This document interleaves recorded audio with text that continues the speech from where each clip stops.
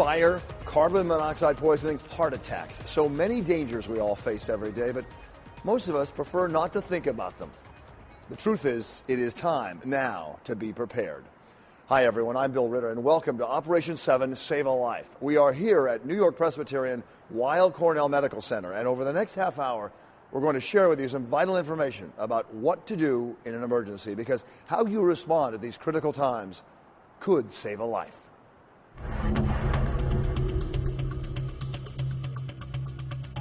No one thinks it's going to happen to them, but every 20 seconds somewhere in this country, a fire breaks out. Survival is a simple formula. Get as much warning as possible and be prepared to act, not react. It's a matter of seconds. How fast you discover the fire, how fast the fire engines get there, and how fast you can get out. Most people never experience fire, and when they do, it's the first time, so they don't know what to do. Fire, call 911. These employees of the New Yorker Hotel in Midtown Manhattan are being trained by the New York Fire Safety Institute in the proper use of a fire extinguisher. Thanks to a new interactive laser tool, they quickly understand it's not as easy as it looks. Somebody call 911, fire. Pull the pin, it's continually growing. You're about 6 feet away, roughly. You're bent forward. You have to realize that the heat would be getting you and keeping you back. You're about the right distance, but what's going on? Keep going. Use the extinguisher. Let's go. Why is it not going out? Let's go. People are burning. Okay, the extinguisher is out. The chemical reaction in a fire, in every fire, is taking place at the base. People have a tendency to aim it at the flame. The flames could be 10 feet high. Even a skeptic like instructor and former firefighter Tom O'Brien was impressed. I thought it was very theatrical, and I really didn't know. I didn't think it was worth the investment. Fire, call 911. Everybody get out. You want to stand back 6 feet. You want to sweep the fire. And the fire is extinguished. All it was technique. I was amazed at the feedback that the people that we trained, that it had on them. Every one of them in their career has had fire training through a video or whatnot. And when they had this hands-on training, they themselves were blown away because they actually couldn't do the technique properly. Even though they watched videos for years about how to put a fire, they couldn't do it. And this proves that you can't do it. But I think 99% of the people who get one lesson in this can then do it. This is an actual controller, and based on the student and how good they are, you can actually give them a little higher difficulty, greater difficulty, at 2 upwards of level 4.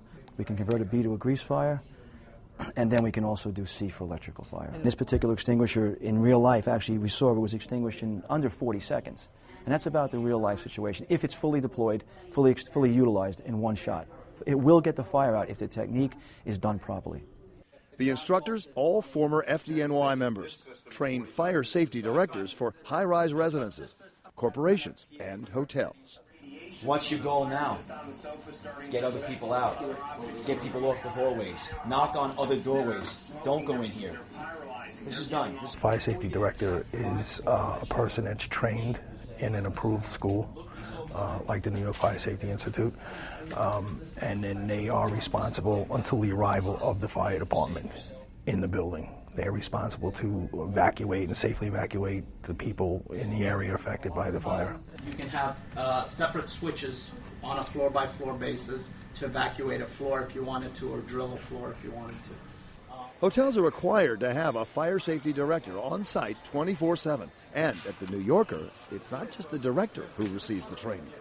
Because of the nature of New York in general, post 9/11, everyone has a sensitivity about safety.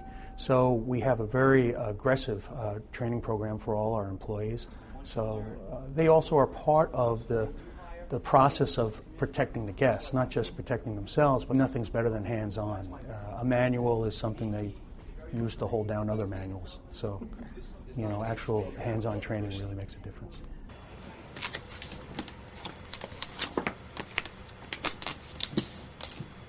Push the shock button. Shock delivered. Begin 5 cycles of CPR. There is nothing like properly trained professionals taking charge in a crisis, but there's so much we can all do to protect ourselves, especially when it comes to carbon monoxide poisoning. The Lo Maestro family from Long Island found out the hard way, with all 5 members requiring treatment in a hyperbaric chamber. I heard my wife with the girls. It's not unusual when you have kids that one of them's sick in the middle of the night, you know. So I had to get up at 6, so I'm saying to myself, okay, she's handling it, you know. And then the other one got up. And then when my son got up, I said, something's not right. And I went upstairs, and I didn't feel right. My wife told me she didn't feel right. And then my son proceeded to, like, almost pass out. So right away, I told my wife, call 911, and they said, you know, it's probably carbon monoxide. Get out of the house. It's called the silent killer, and for good reason. You can't see it, you can't smell it, and the symptoms are flu-like.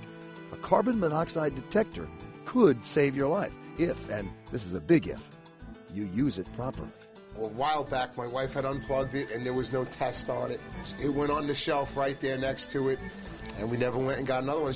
And the fire department, the funny part is the fire marshal told me, when he plugged it in the wall, it went crazy. So it was operating. It's like anything else. You think you're always prepared, and you think you're smart, and like everybody else, we wait until something happens. Hopefully you will not learn the same lesson. By the way, here's another great safety tip. Next time you check into a hotel for that well-deserved vacation, don't take a break from safety. As soon as you get to your room, go into the hallway. Count the number of doors until a stairwell. 30 seconds of prevention could be the most important thing you'll ever do. Now, if you go to our website, 7online.com, after this show, you can see exactly what steps to take. When we come back, new treatment for heart attack victims, and a little later, help for Alzheimer caregivers. Tonight's presentation of ABC 7 Special Operation 7 Save a Life is brought to you by New York Presbyterian Hospital, Toyota, Best Buy, and Kidde.